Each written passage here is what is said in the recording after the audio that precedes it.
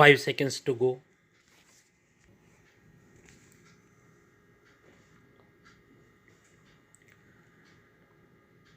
Start.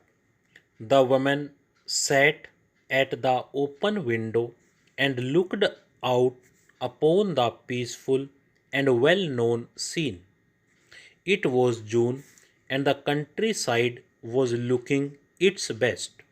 The leaves were fully out, but had not yet lost the sweet light colors of the early summer months.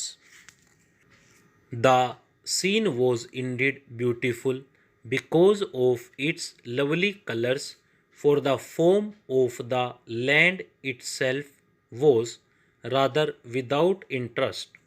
There were no highlands and no lowlands to break up the great plain which went on and on for many miles.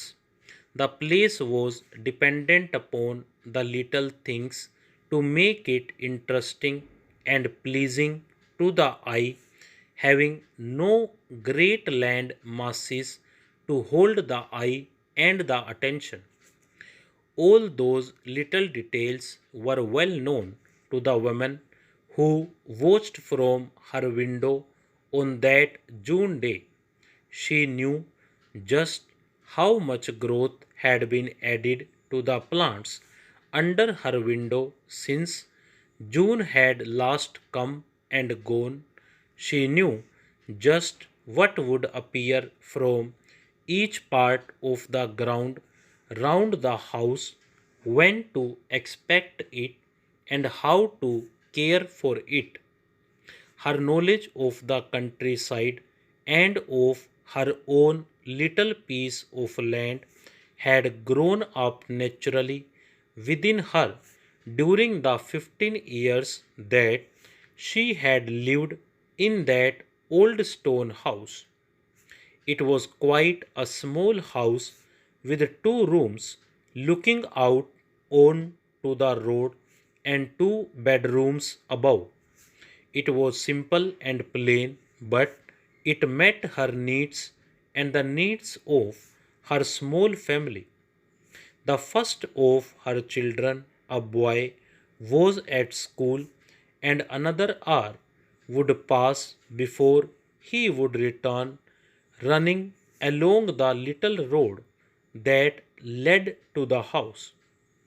The younger of her children was a little girl, and the woman could see her at play from where she sat. She was a happy, healthy looking young girl of 8, with the lovely natural coloring that results from good food and enough of it, and good clean air.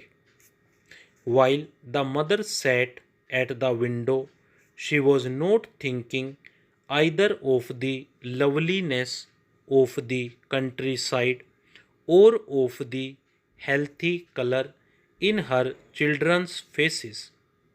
Those were the things that were part of life itself, and they were the things in danger of being lost forever.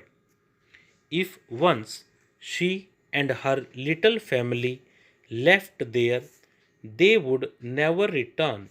Of that she was certain, and it was of that possible going away that she thought so seriously as she sat by the little window on that peaceful June day.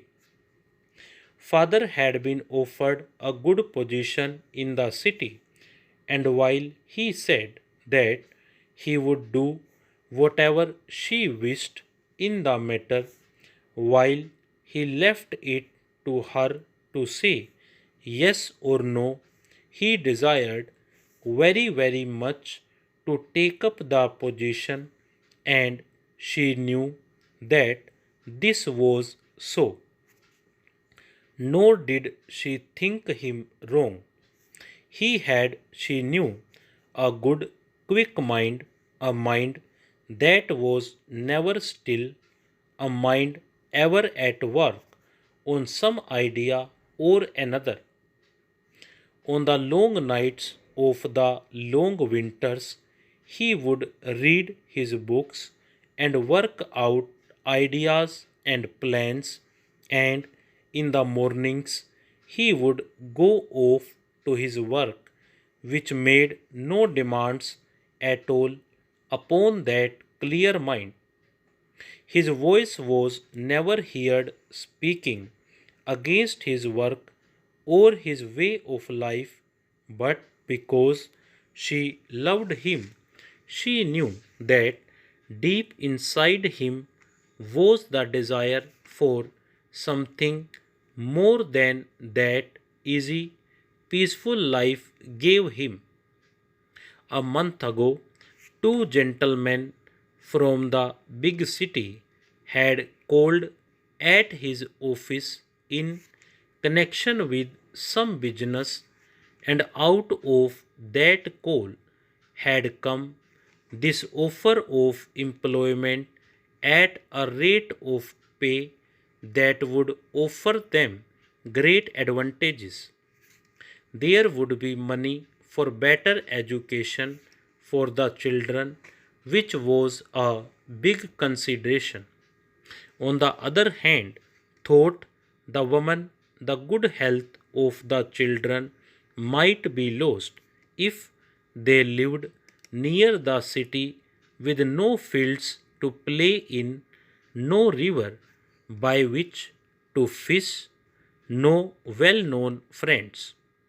Her brother's children were very weakly, and they had been brought up in a big town. On and on went the thoughts. Father had said that she must be the one to say yes or no, but thinking of him, she would have to say yes. If, however, she told him that he must be the one to say yes or no, he would think of her and say no. I must begin to sort our things out, she said. Father must have his opportunity. He has worked so hard for it. Stop.